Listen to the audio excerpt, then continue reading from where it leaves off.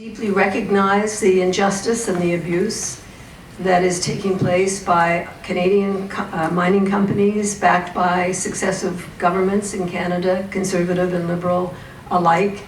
Many of us have for a long time tried to change that, and the rights, the power of these mining companies in this country is terrible and unbelievable. So we condemn in every way these abuses, especially to Indigenous communities in this country and around the world. We want to say very strongly how we heard what happened today. The mining companies from Canada bring shame on us. I see them as a kind of ambassador for the country in the worst possible way.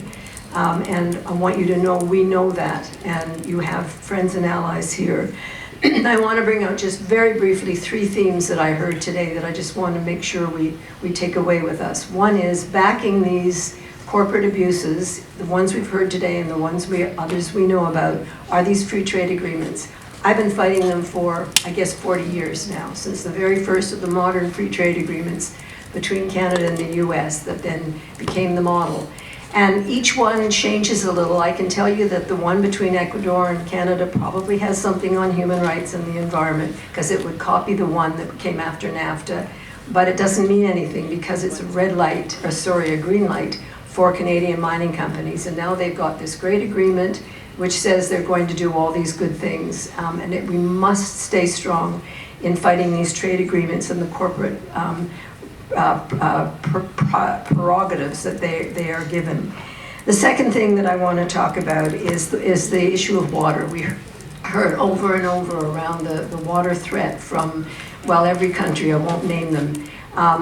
We know that within the next 10 years, the demand for water on our planet is going to outstrip supply by about 40%. Internalizing that reality is just absolutely appalling. I'm just writing a book right now on the financialization of nature, and I'm on the chapter on the financialization of water, and I'm telling you, the day zero, the abuse of water, we have diverted it and polluted it and used it as a resource for our pleasure and profit, and we must stop. Our loving water, honoring water is absolutely essential to getting where we need to go. And the third thing I want to point out is that we heard several times about this transitional energy. And what we're finding is that these companies are coming into the countries we heard about today, that triangle, Bolivia, Argentina, and Chile. But they're also going to come into Canada's north, to the north of the Ring of Fire here in Ontario and northern Quebec. They're scouring. And what they're saying is, oh, we're the good guys. We're the ones helping with transition. I read a poem once, or a poet once said, beware bad ideas dressed in the colors of the future coming back. This is a new form of plunder, and it's based on the financialization of nature, which is based on the notion that we'll take over the asset companies, the corporations, the World Bank. We are going to look after nature now. You don't have to worry. You don't have to challenge capitalism or challenge the notion of growth. We're just going to build in protection of nature. And so you look at their brochures, even the big oil companies aren't fighting us anymore in the same way. They've got gorgeous brochures with breaching whales and gorgeous forests and so on. They're saving us by taking over nature, putting a price on it, bringing it into the economy, and taking over its protection, so-called.